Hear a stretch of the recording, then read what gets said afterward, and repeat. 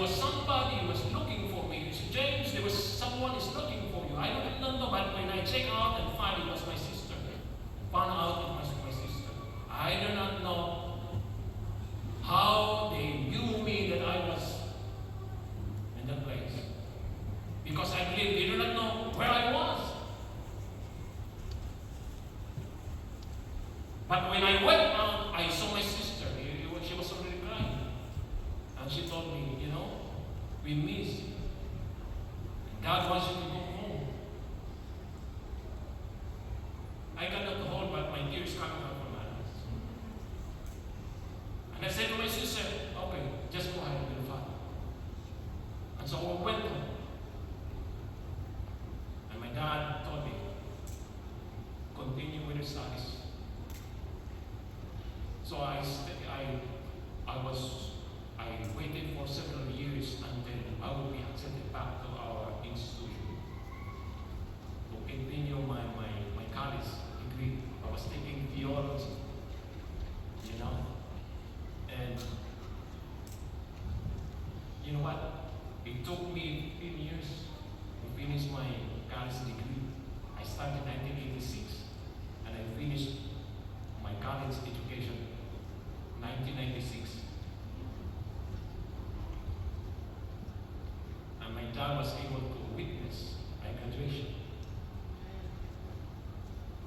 And 3 months after my graduation, I was called to work as a chaplain in one of our Adventist hospitals. I started in 1996 and I was ordained in the ministry 2006. 10 years, right? So then my dad was able also to witness my ordination. And I thank God. I believe that he was happy. And I said he also deserved to be honored because of his sacrifice.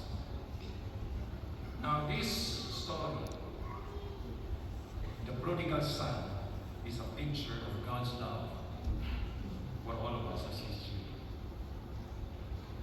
God's love for us does not depend on our faithfulness. It is unconditional. Love us while we were still sinners.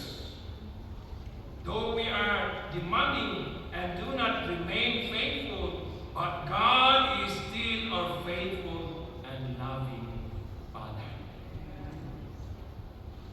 The Father in this famous parable wanted perfect children also. But Jesus told the story to show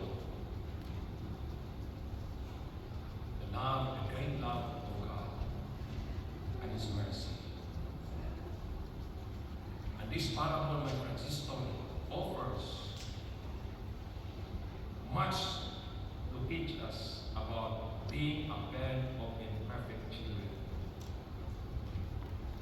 The father saw the son, he ran to greet him, and that was to take joy and relief.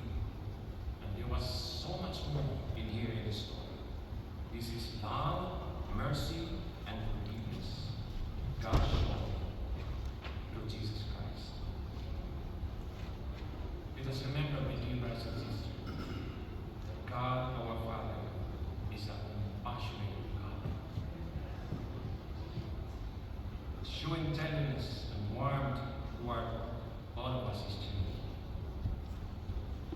That is why God doesn't want us to be destroyed because of our unfaithfulness. Let us pray. Oh God, our Heavenly Father, we would like to thank you for the love and forgiveness. And help us, oh God, to parent our children in the same way. Help us to come to our senses and to realize and humble ourselves, our hearts, to repent that we need you. We need your mercy. We need your love.